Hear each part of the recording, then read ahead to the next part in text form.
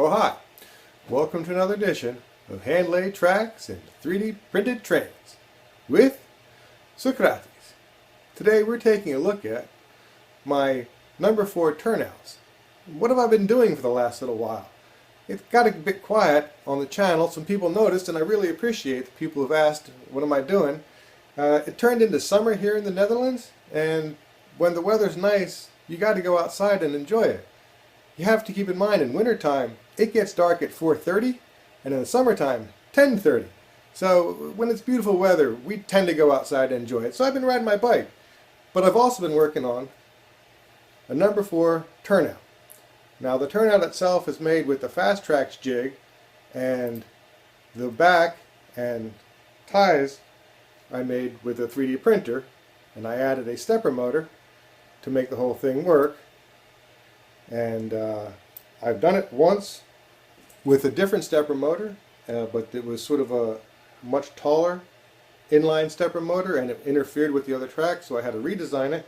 And at this point got to the point where I'm about to replug this back into my Arduino and make sure it works.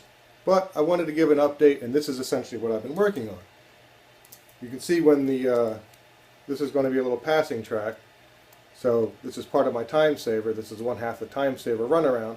And when they line up, it's got 2 nice little copper ties to make it strong. And this way, the passing rail will go just past the machine. So this should work out nicely. But today I wanted to talk a little bit about one of the many things I've been using to make this whole process work, which was for the fast Tracks jig.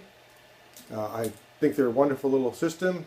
It's kind of expensive to ship them over here to Europe, so I've been trying to build my own things with a 3D printer. But I did get 2 of their jigs. I got the number 4 turnout and the number 6 3-way, because the number 6 3-way can make left-hand, right-hand number 6 turnouts, a 3-way number 6, and a number 4 Y. I've only made the 6 turnouts left and right and a number 6 3-way, but one day I'll make a Y as well. The problem was, if you see some of the other videos, it was really difficult to hold the pieces down. All the rails and the cross ties have to be held in position when you solder them. And I was using blue tack, which was really annoying.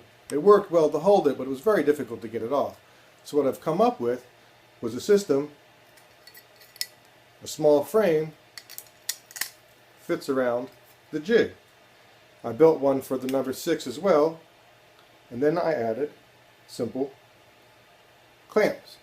It's a little spacer that goes on top of the rails, and then a U-shaped pressure clamp. And as the U pushes down, it causes the teeth to get tighter. So as you can see, you just simply put the beam across it and press down with the clip. It clips on both sides and holds it fast. Now of course there should be a set of rails in here which would make it much tighter. As is, with no rails, it's much more space than it's supposed to have. It's designed obviously for the rails. You can then slide it back and forth when you need to. You can get the area you're trying to solder, you bang bang, you hit your solder joints, and you slide it to the next space. Generally speaking, it fits in between the gaps, and you don't have to move it hardly at all. I've used the system on straights and curved tracks that I've built as well, and it's a really nice simple jig locking system, and it can be modified for any one of your many purposes. It's a simple lock, it's a very simple print, and a very simple locking clamp. And basically that's what I wanted to show today. I built one for the number 6 3-way as well. I don't really have the measurements for the other ones, but of course you can modify this.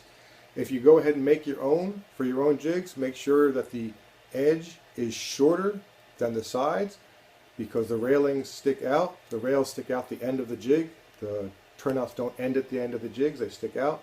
So make sure you leave a little bit of a gap for the rail to slip to the end if you make it on your own.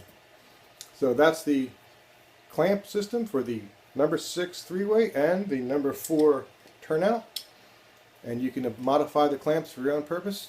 They're here on Thingiverse, and check out some more stuff. I'll be putting out some more videos about the rest of the turnouts. Like I say, that's been my main project at the moment. I've made a few airplanes because it's summertime and it's fun to go outside and do things in the sunshine. So hope you liked it, and check it out on Thingiverse. I'll see you again soon. Let me go outside, take a bike ride.